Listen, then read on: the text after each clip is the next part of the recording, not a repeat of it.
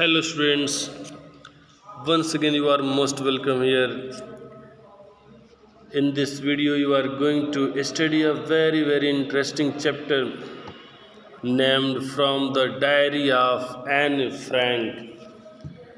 From the Diary of Anne Frank. This is a very interesting story about a German girl. She has explained here about her life. She says that you see the photo of this girl. This girl is Anne Frank. This photo shows her a very beautiful face. About herself, she has written that this is a photo as I would wish myself to look all the time.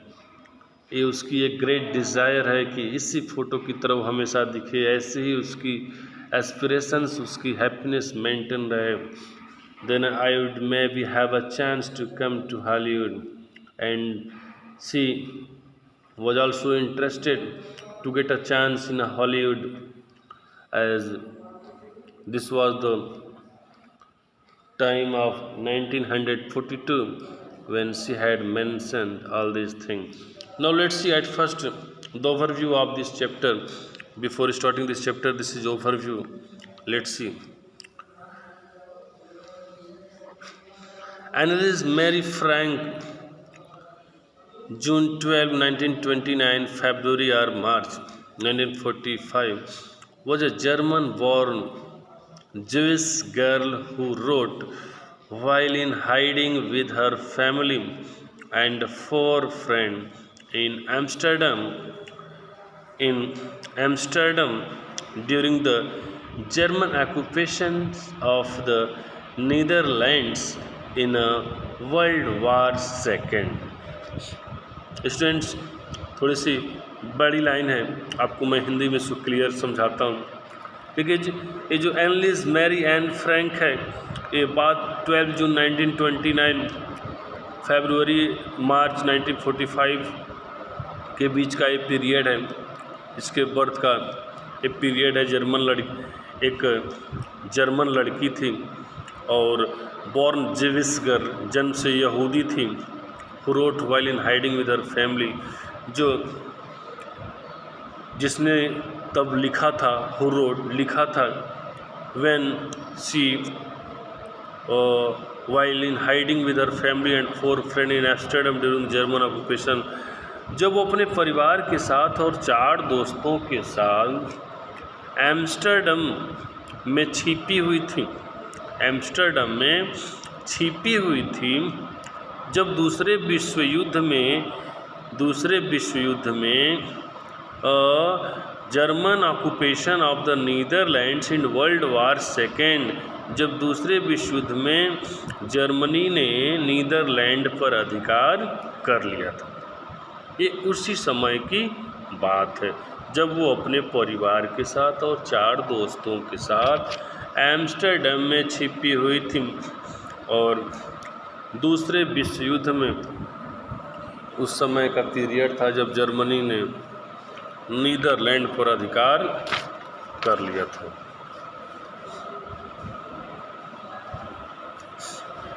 Her family had moved to Amsterdam after the Nazis gained power in Germany, but were trapped when the Nazi occupation extended into the Netherlands.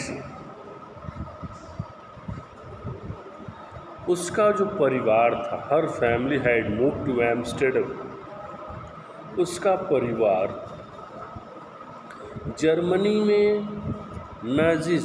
Nazis gained power in Germany, Germany में नाजियों की सत्ता आ जाने पर उसका परिवार Amsterdam चले आए थे.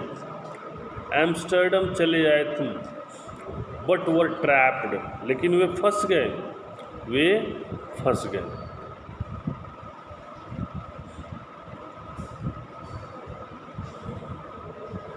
When the Nazi occupation extended into the Netherlands, जब नाजियों ने नीदरलैंड पर पूरा कब्जा कर लिया. As persecution against the Jewish population increased, the family went into hiding in July 1942 in hidden room in her father Otto Frank's office building.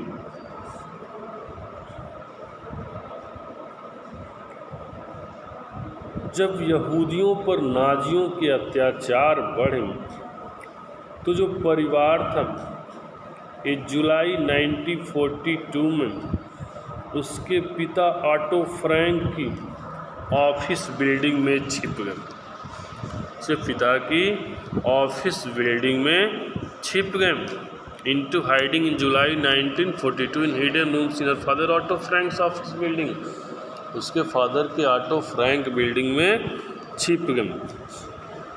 After 2 years in hiding, the group was betrayed and transported to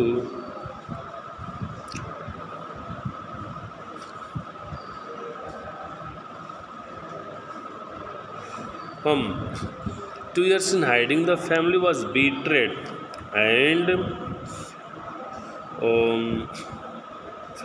transported to the concentration camp system where Anne died of typhus in Bergen-Belsen within days of her sister Margot Frank.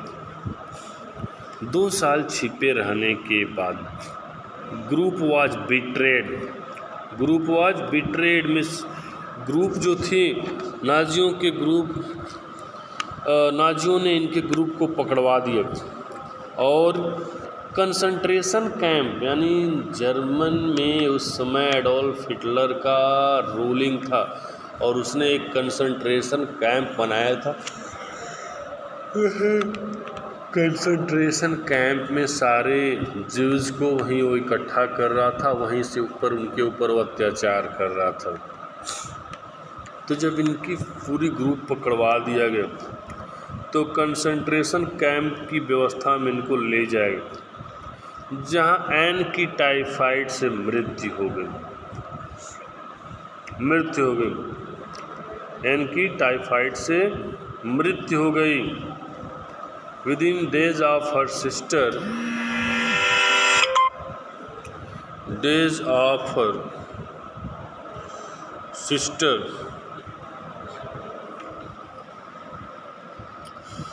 मृत्यु हो गई.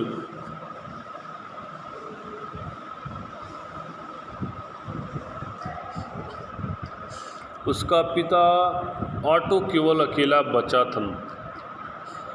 उसका पिता her father Otto the only survivor of the group return to Amsterdam after the war ended. अब सिर्फ उसके पिता ही बच गए थे जो कि अब युद्ध के समाप्त होने के बाद एम्स्टर्डम वापस आए to find that her diary had been sailed.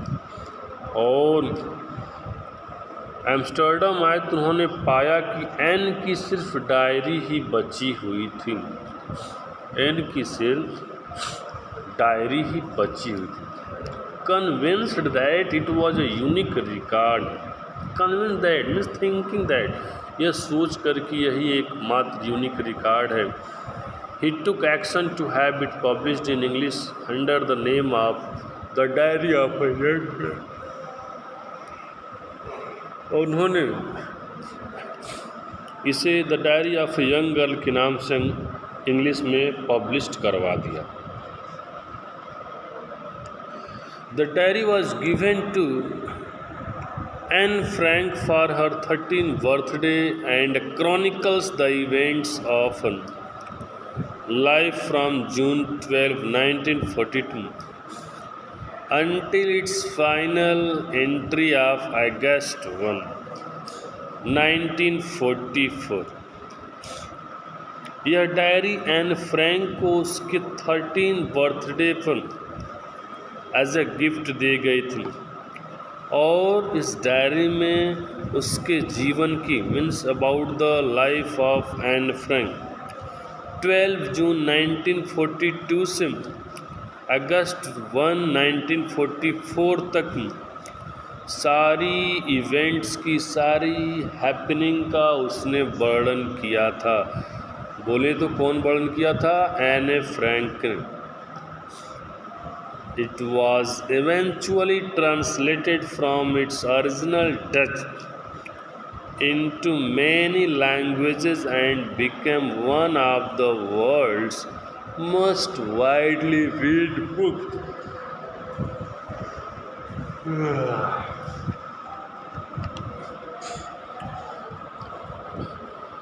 Finally इसका जो वास्तविक डच भाषा से, डच लैंग्वेज से कई लैंग्वेज में इसका अनुवाद किया गया और अब ये वर्ल्ड की सबसे अधिक, world's most widely read, world की सबसे अधिक पढ़े जाने वाली किताब बन गई।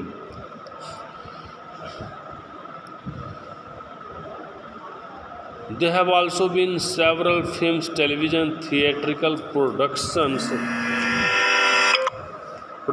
and even an opera based on the diary. Diary पर आधारित कुछ फिल्म, टेलीविज़न और नाटकीय निर्माण और एक ओपेरा भी बन चुका है।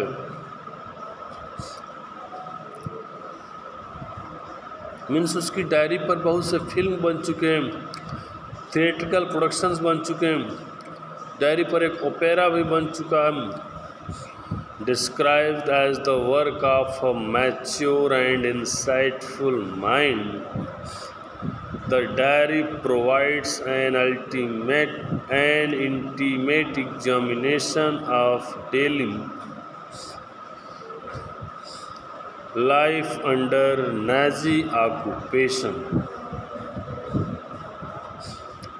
एक परिपक्व और अंतर्दृष्टि वाले दिमाग के काम के रूप में वर्णित यह डायरी नाजी सत्ता में, नाजी ऑक्यूपेशन, नाजी सत्ता में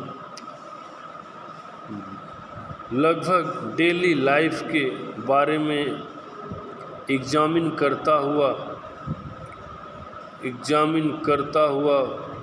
एक डायरी के रूप में उभर गया था। Anne Frank has become one of the most renowned and discussed of the Holocaust victim. और फ्रैंक जो है हॉलोकॉस्ट की सबसे अधिक जानी मानी विक्टिम बन चुकी थी, वहाँ की सबसे हॉलोकॉस्ट की जानी मानी विक्टिम बन चुकी थी जब वो डायरी पब्लिश्ड हुआ उसके बाद से। तो ये थोड़ा सा students, this all lines are the overviews, means you can say that before you read the chapter you have to read, you have to know all these things about this chapter and it will be beneficial to you.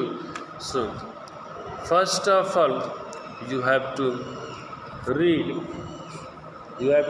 all these things to get proper knowledge about the diary, because in the diary you will get the story of Anne Frank, but here you will get the reality that how much they were suffered during the period of the 1929 to 1945, how much they were suffered and which type of man was Hitler who suppressed the Jews. Okay, so student, from the diary of Anne Frank, this was the story.